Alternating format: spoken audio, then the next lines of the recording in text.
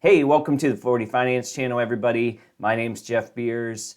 Today we're going to go through Seeking Alpha, take a look at some big name stocks, and try to get a feel for what the projections are in terms of a floor price. So when we're looking for floor prices, we're looking for the lowest analyst price target projected out over the next year or so. And the purpose here is to see how far analysts think some of these stocks could actually fall. Obviously, we've had a huge amount of volatility. We've lost a ton of momentum in the stock market.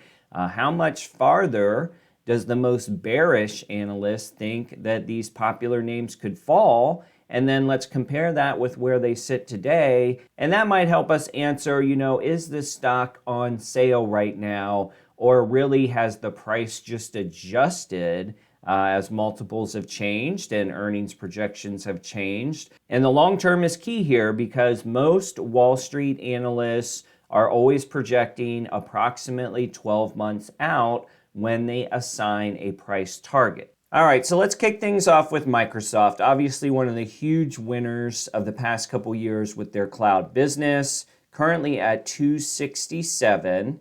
And at least on the Wall Street ratings, Microsoft still has a strong buy.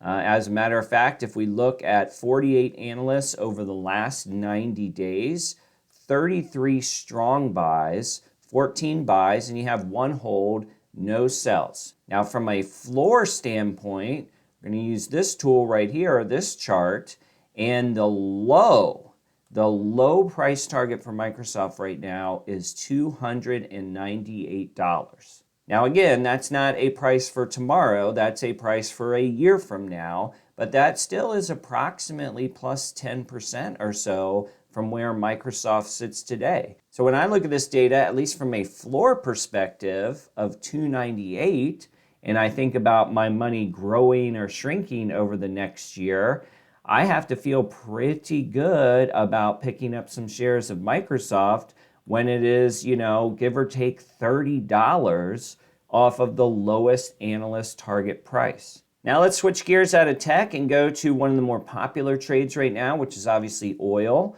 and energy. And Exxon, I believe, is the largest market cap in the oil sector. And interesting to see here, despite rising gas prices and a general focus on prices at the pump, you still have a consensus hold right now for Exxon. So not a lot of upside implied with a rating of hold. Now, 27 analysts over the last 90 days, 4 strong buys, 5 buys, 17 holds. So that's where the median comes down to a hold. You actually have 1 sell in here, which is sort of surprising given the environment we're in. And if we look at our average price target, right now it's at 95. The floor for this one is 75. So if we take that into account and we look at the price of 85, so this one's $10 above the floor. But if we're looking for 100% clearance, closed out bin, stocks on sale, I would say with Exxon trending above its floor price, it would not be one to qualify under those parameters. All right, let's take a look at Visa. And before we jump into Visa, if you are interested in learning more about the Seeking Alpha platform, my affiliate link is in the description. Potentially help support the channel. Give it a free trial. I think they give you about 14 days of a free trial, so definitely check that out. And with Visa, we are at 192 right now, and you have a consensus of buy for this stock. And we look over the last 90 days, 21 strong buys, 9 buys, and 5 holds. No sells involved. All right, but now what about the floor? What is the lowest expected price for Visa over the next year? You got an average of 267, and you have a low of $221. So when we look at Visa at 192 and we think about 1 year from now, this could definitely qualify as a stock that's on sale based on its floor prices. All right, how about AMD at $86? This one's also getting a strong buy. So despite all of the weakness in the tech sector, and in particular the semiconductor sector, AMD is still riding high with a very strong buy rating, not strong buy. But this is solid at 4.02 on Seeking Alpha's scale. And if we look at the most recent analyst ratings over the last 90 days, 20 strong buys, 3 buys, 16 holds, and you do have 1 strong sell. Now that could have come in any time over the last 90 days, but that's interesting to note. Now let's take a look at the floor for AMD. And right now you have a floor of $80. And we have a price of $86.31. So with AMD, if we want to use the most bearish case scenario in terms of a price target, you would probably expect to get this one under $80, certainly if you're trying to protect yourself from the downside.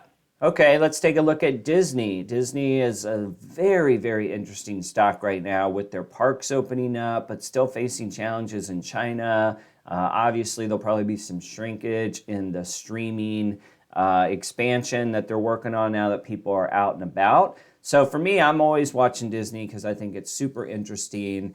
It does have a consensus buy. And if we look at the last 90 days, you got 15 strong buys, 7 buys, 7 holds. Now, what about the floor price for Disney? Who is the most bearish and what are they saying? The low here is 132, average price target of 183. Today, you're at 107. So at least going by the floor price targets, Disney offers a limited downside opportunity right now. All right, let's take a look at Walmart, which is another popular sort of recession fear stock play, right? Walmart's got good ratings. It's got buy, overall a buy consensus at 4.26 on the quant score. You have 20 strong buys, 8 buys, and 10 holds over the past 90 days. We have a low price target of 140 and an average price target of 166. So scrolling back up here at today's price of 149, it doesn't mean that Walmart's a bad deal at 149, but if you're looking to prevent any sort of downside in the short term, at least one analyst thinks it can fall to 140 or below.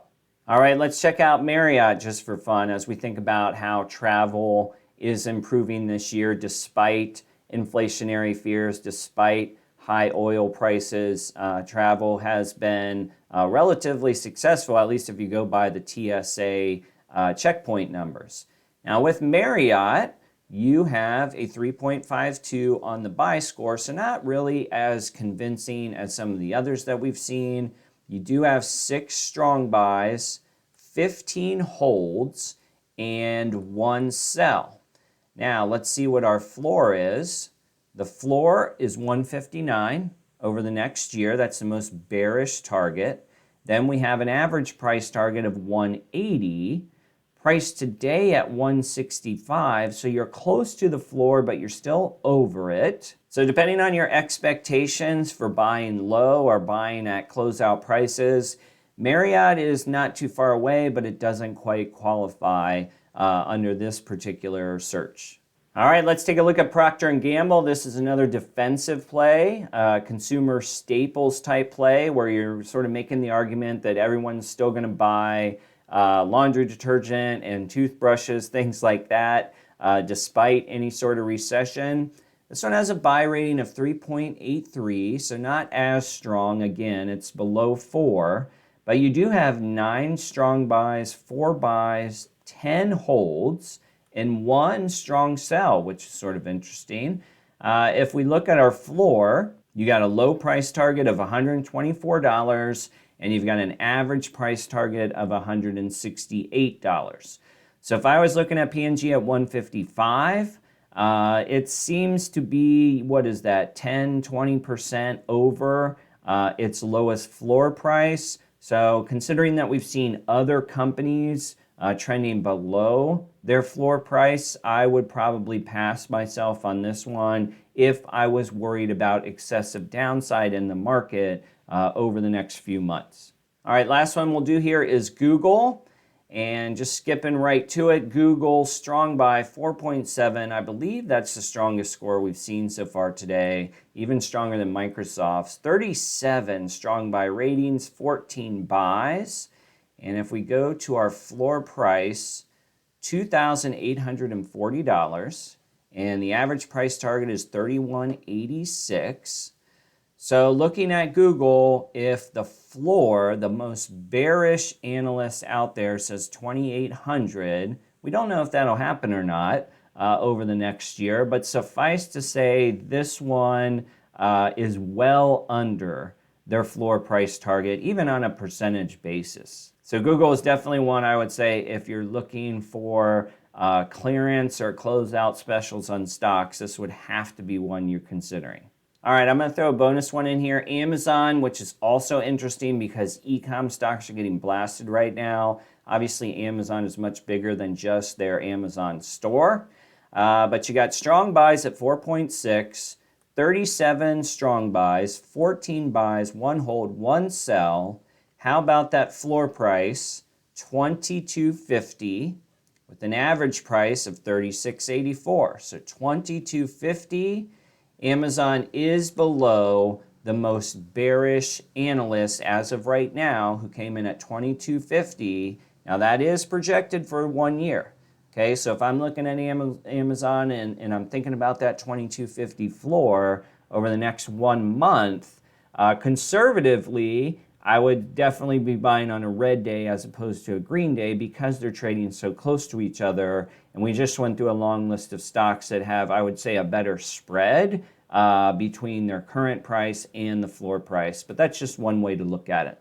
All right, guys, so that's some floor price shopping across some popular stocks. Let me know what you think in the comments. Did you see any deals that you like that are either over or under the floor price? This is just one way to look at things and try to get a feel for what projections are versus the reality of this melting market. Hope everybody's doing well. Please remember to give the video a thumbs up. Helps out a lot. Don't forget to check out that special offer for Seeking Alpha in the description.